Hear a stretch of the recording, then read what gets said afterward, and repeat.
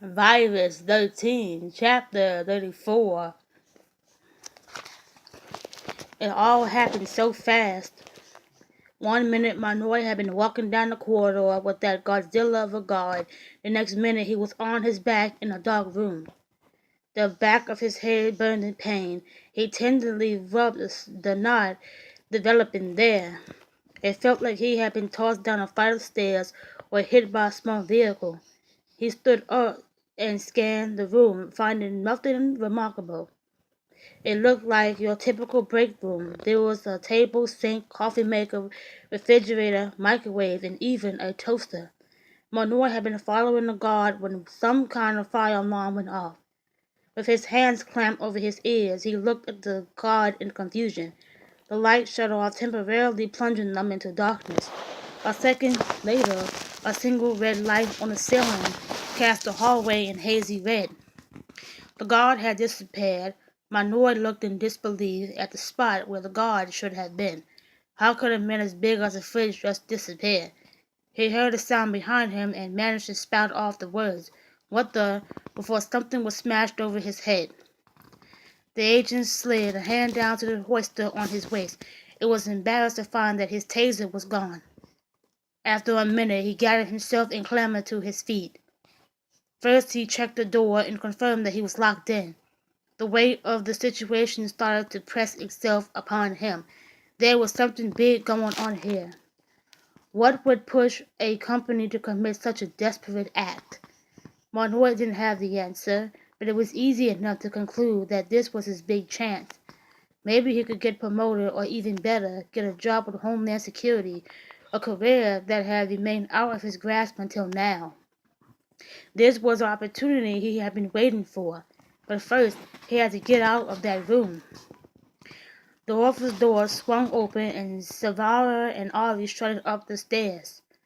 Two intimidating men in suits followed them. James almost cheered with joy. The government had come to the rescue. At first, he was tempted to jump up and shout out what was going on, that Gene Fern was part of a misguided terrorist plot to destroy the civilized world. But he had to admit that sounded crazy. For now, he would have to wait and see what happened. Savara strode over the hardwood floor toward them, but it wasn't her normal catwalk strut. She was looking a little unbalanced, wobbling as she approached the desk. James could easily see that the woman was not feeling well. Savara led the agents over to the desk and presented the man to Dr. Wistman. These two are from Homeland Security.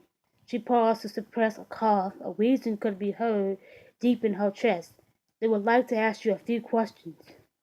Dr. Wistman smiled. His perfect set of teeth gleamed in the sun. Of course.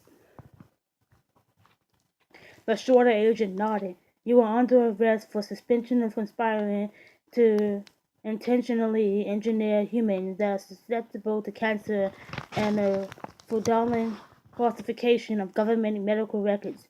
Oh my, Dr. Westman said, rubbing his chin. I can assure the two of you that this company has done nothing illegal. He's lying, interrupted James. Gene Firm is behind the viral pandemic, too. You have to stop. The agents, distracted by the sudden outburst, didn't notice that the Whisper's fingers discreetly pressing his computer screen. Instantly, the rest of Jane's words were drowned out by the piercing scream of an alarm. The intercom in the ceiling squawked to life. James recognized the familiar voice of the quarantine breach alarm. After the voice had subsided, the walls of the room began to vibrate softly. Far below, the storm shield had begun to climb its way upward. Dr. Westman had tripped the alarm. James felt his heart sink, a realization that there would be no escape for any of them. What's going on? The short agent asked.